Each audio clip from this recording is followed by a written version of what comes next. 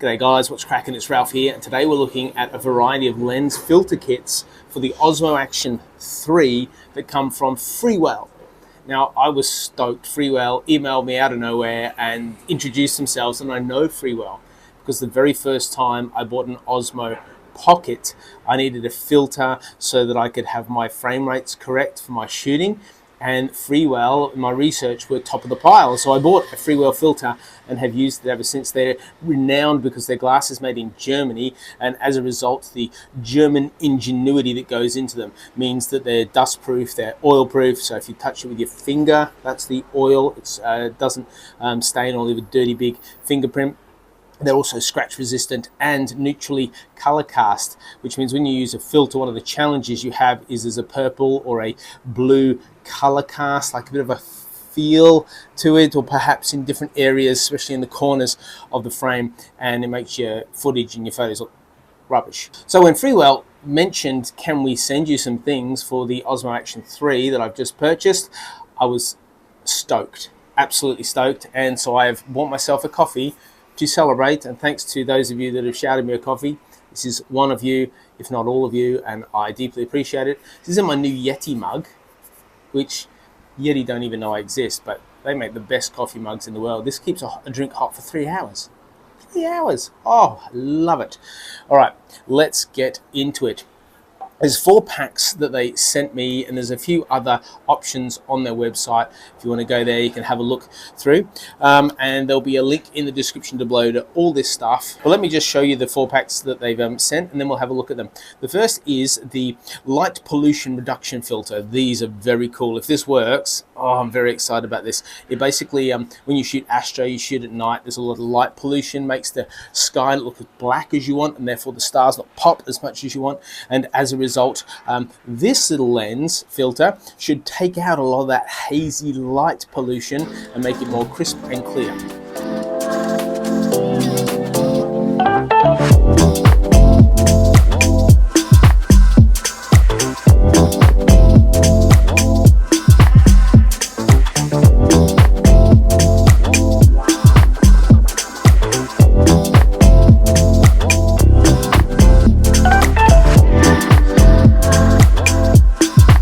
This is a CP filter, which is a circular polarizer filter. So basically you put this on your camera and you can control the amount of glare that's in your shot. So it's ideal for waterfalls, for rocks, for waters, for the beach, which is just to my left. And it increases the saturation as well as making the contrast pop a bit. So these CP filters are really, really cool. We're going to see if this works. And then we have a 4-pack, and the 4-pack is a bright day 4-pack, which is an ND8, ND16, ND32, and ND64 that are all polarizing filters for the Osmo Action 3. So if it's an ND8, that'll give you 3 stops. It means you can decrease your shutter speed 3 stops to get what you want. So it's good for low light scenarios that still require a filter, like sunsets and sunrises.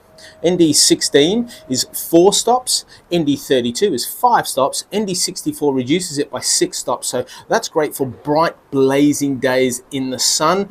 And then the ND1000, which we'll get to in just a moment, gives you 10 stops, and that's ideal for long exposure photography in the middle of the day. And then the UV filter removes the blue cast when shooting in sunny conditions, so it makes things more accurate to the color that you have. Are you still tracking with me? Then the 6-pack, the all-day 6-pack is an ND8, 16, 32, 64, 1000, and a UV for the Osmo Action 3. Should we have a look inside? Oh, that's disappointing, isn't it? I love that. Oh no. It's probably because it's been in the heat and traveled, and it's got this popper thing. You should go brrrr. Some really cool sound effects. I mean, Freewell are renowned for their packaging. And oh, this is cool. So you get a little envelope, little letter to you that says, here I have a fancy lens cloth with a photo of a filter on it. So this is the 6-pack, and oh, listen. Yes, come on. And that is what we're looking at, guys. The Freewell 6 all-day pack. And the way this works is you take your lens off your Action 3 and you pick up one of these, and on the side it should be written, and it does. It says UV, and then you place it on, screw it in nice and tight. You need to get it on tight because you don't want light seeping in sideways and making it look stupid. Here's the little one, the singular one. But what I love about the 6-pack is you can take a 5th filter and you can place it in the space that's provided.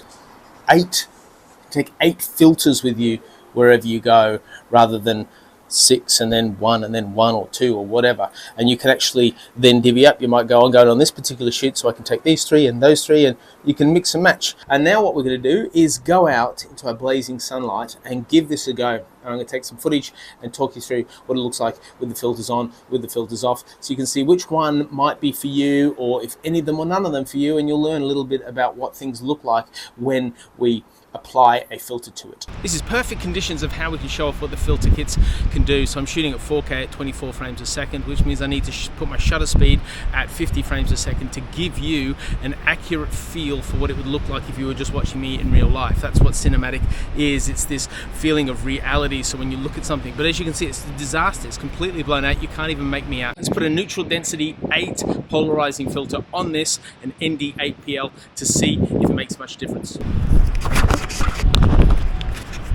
Alright, so how's this? Is heaps better, right? So just the reduction of 2 stops makes a massive difference, and this is circular polarizing, so I'm just going to turn this so you can get a feel for what it does. You see how the sky will change its color?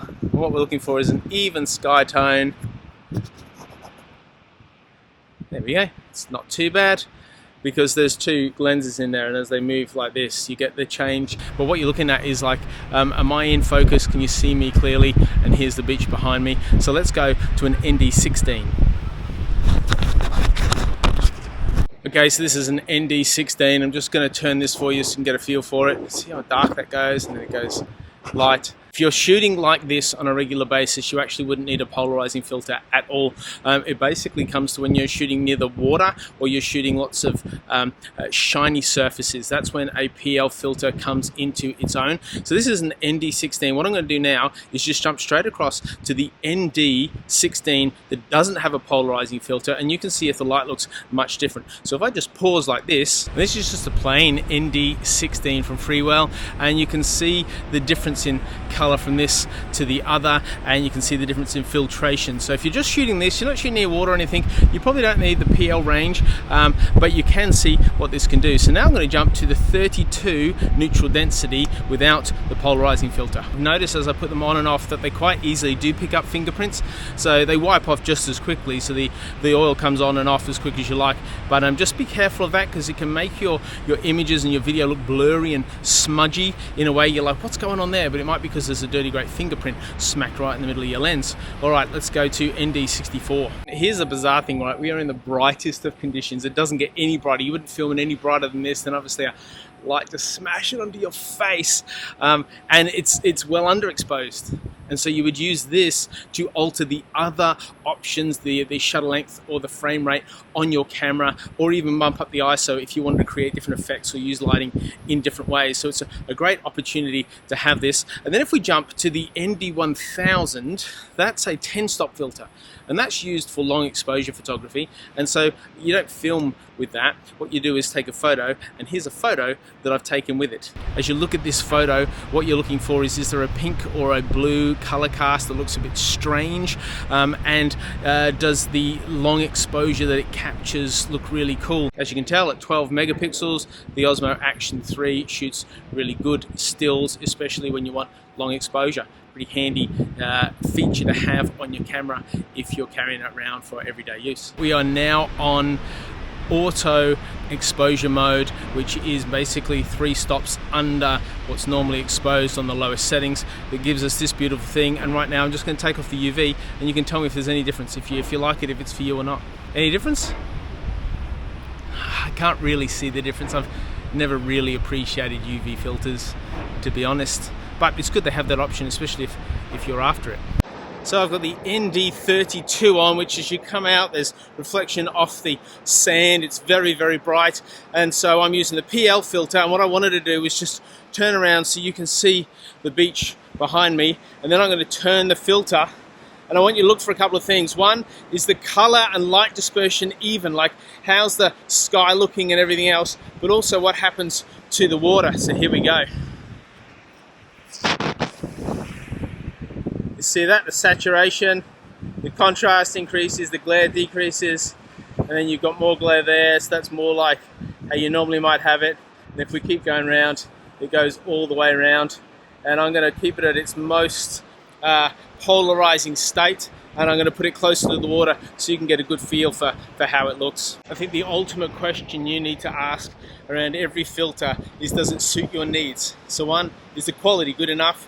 And you buy this, you would know by now if the quality for what you need is good enough. And two, does it suit your needs of what you'll be doing? If I was shooting a waterfall, for example, it's behind me, I know as I turn the dial, all the rocks would really pop in color and vibrancy and contrast as the silver layer of water just kind of vanishes. So it gives you this really cool feel that like draws you into the photo rather than pushing you away. Now what I'm going to do is I'm going to put it on auto, so auto exposure settings. I'm going to put my PL filter on that they've given me.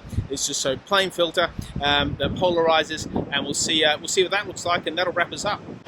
And here we are with the CPL, the circular polarizing filter, and those little cases, they have their number attached to it to tell you which one it is if you just grab one of them. I wish they did it the same with the larger one, because the writing on the side of the filter is a little bit hard to read and see, and so it'd be good if when you pulled off the lens or even the filter, when you pulled off the filter, even underneath the filter, it just said it's ND32 PL. Be just super helpful, I think. So a little change there, but I also know that those changes can be quite costly, and you end up paying more for the packaging than you do the product. So I understand that. Here's the polarizer. So let's just turn this, and it's probably less of a harsh polarization than the last one. If I try and get the sky color even, I'm a bit concerned that it's kind of, you see there, it's like dark over here and a bit light here. That's because of this light, and circular polarizers don't work their best on super wide lens when they're in bright sunlight. So take that into account too. We're in the brightest conditions you can possibly get, and so if you shoot really, really bright, you will get that sense of like unevenness that is there. But if you're not shooting like that all the time, or you're doing a lot of rainforest work or even low light, so you're shooting in the sunrise or sunset and you want to do a cool time lapse, you can use, say, an ND8 with a polarizer over the ocean or the lake or sea, and it should come out really, really well. If you decreased your field of view, that would improve what that color differential looks like. Thanks so much for watching and your support in this channel. Thank you to Freewell for sending these stuff to me. If you have any other questions, please hit me up in the comments. If there's other tests or other explorations into these filters that would be helpful for you, I would love to satisfy those needs. I didn't want to bore you to tears with doing everything this morning, as I'm not sure that's the most effective way. But if it's helpful for you to know more, please ask, and I'll do my best to answer those questions for you. And thanks everybody for watching. Subscribe, like, all that gear, and I'll see you in the next video. Bye. But basically you put this on and you can screw around and you can learn the basics of what a camera does on video tutorials, or you can just watch my channel. Your lens off your GoPro